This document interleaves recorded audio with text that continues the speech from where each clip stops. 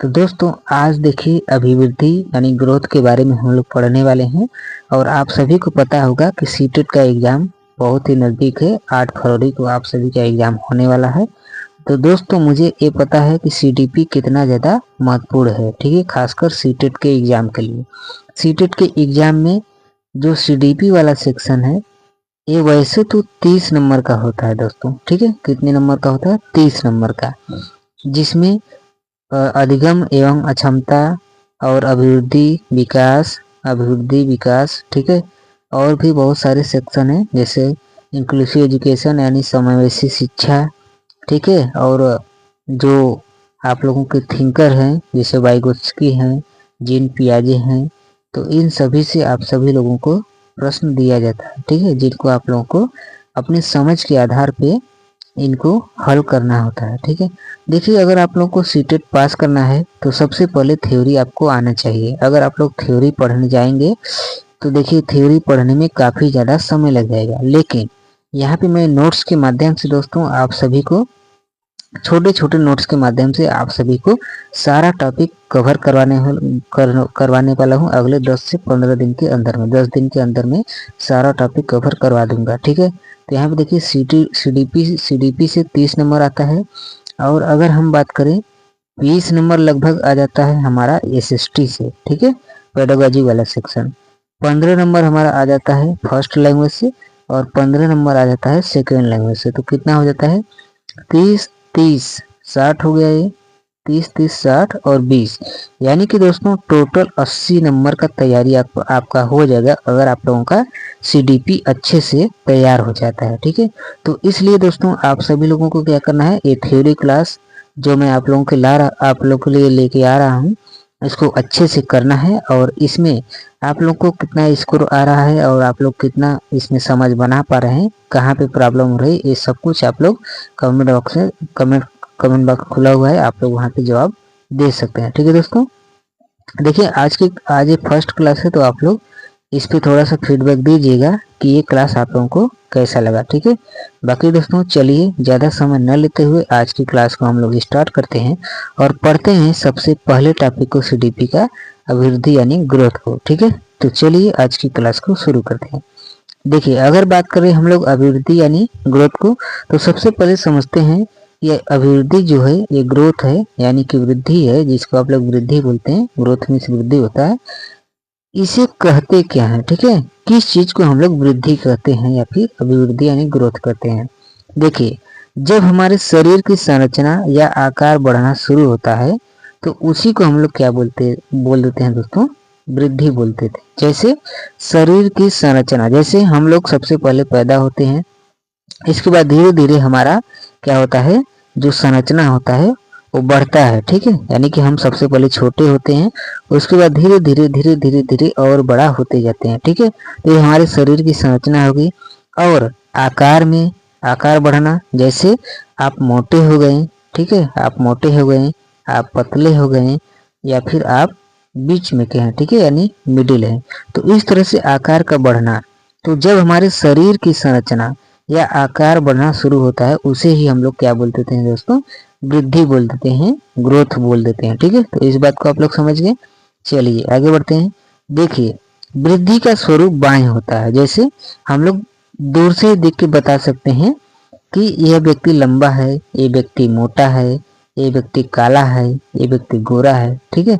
तो ये सब क्या है, रंग रूप आकार लंबाई मोटाई, ये सब क्या है, ये बाहरी स्वरूप है, ठीक है, जिसको हम लोग बाहर से ही देख के बता सकते हैं। तो इसलिए वृद्धि क्या है, तो वृद्धि का स्वरूप क्या है, बाएं है, ठीक है। तो वृद्धि का स्वरूप क्या है, तो वृद्धि का स्वरूप बाएं है, ठीक है, यानी बाहरी है। आगे बढ़ते हैं।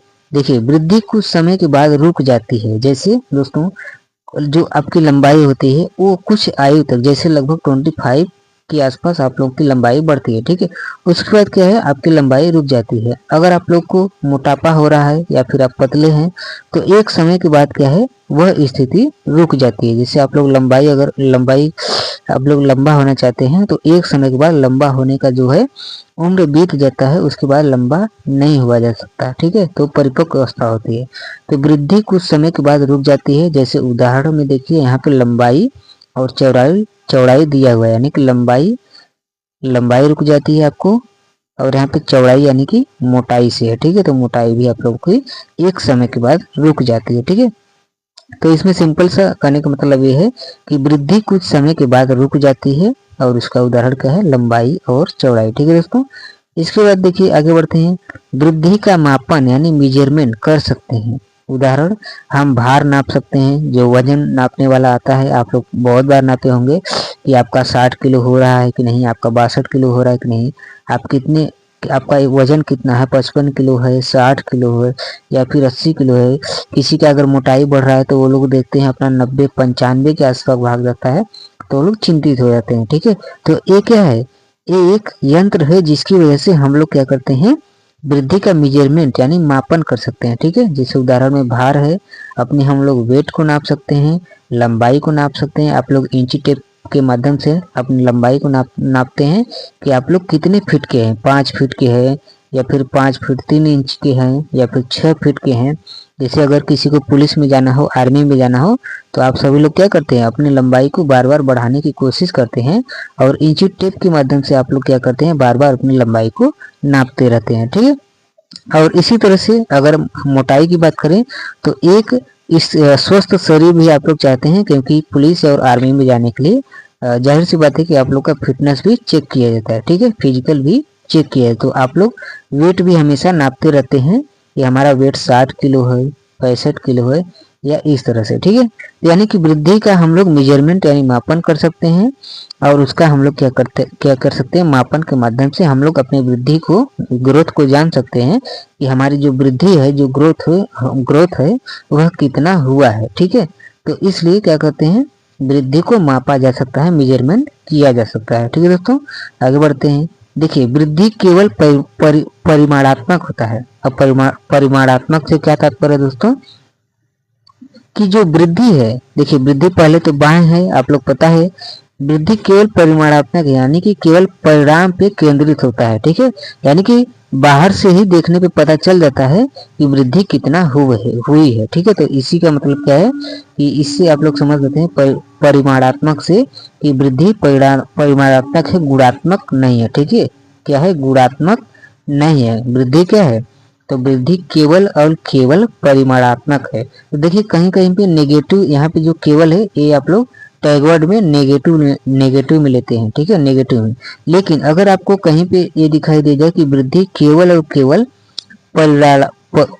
परिमाणात्मक है, तो परिमाणात्मक जहाँ पे लिखा हो और केवल लगा हो, तो आप लोग समझ जाइएगा कि यहाँ पे वृद्धि यानी ग्रोथ की बात हो रही है। ठीक है दोस्तों, तो वृद्धि केवल परिमाणात्मक है, इस बात का आप लोग ध्यान रखिएगा।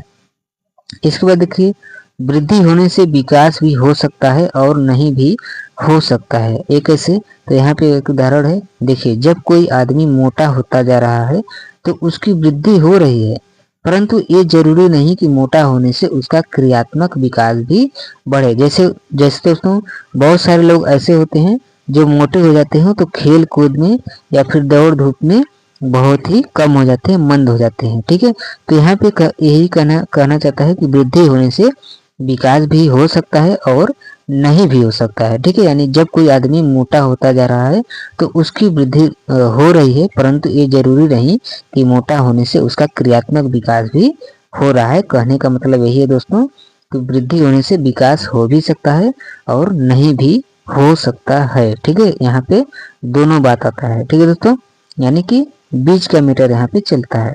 तो चलिए दोस्तों, आज की क्लास आप लोगों को कैसी लगी कमेंट करके जरूर बताइए, और पसंद आए तो लाइक शेयर सब्सक्राइब कर दीजिए और बेल आइकन के ऑल बटन पर प्रेस कर दीजिए। और इसी तरह का क्लास अब आप सभी को छोटे छोटे टॉपिक के माध्यम से मिलता रहेगा, जिससे आप लोगों को क्या है, जो आपका 8 फरवरी को सीटेट का पेपर है उसमें मेरी इन क्लासों से बहुत ही मदद मिल पाएगा। ठीक है, ऐसी मैं उम्मीद करूंगा। चलिए मिलते हैं नेक्स्ट वीडियो में किसी नेक्स्ट टॉपिक के साथ क्या विकास यानी डेवलपमेंट वाला जो टॉपिक है, इसके बाद हम उसको कवर करेंगे नेक्स्ट क्लास में। ठीक है, चलिए मिलते हैं नेक्स्ट वीडियो में, तब तक के लिए धन्यवाद।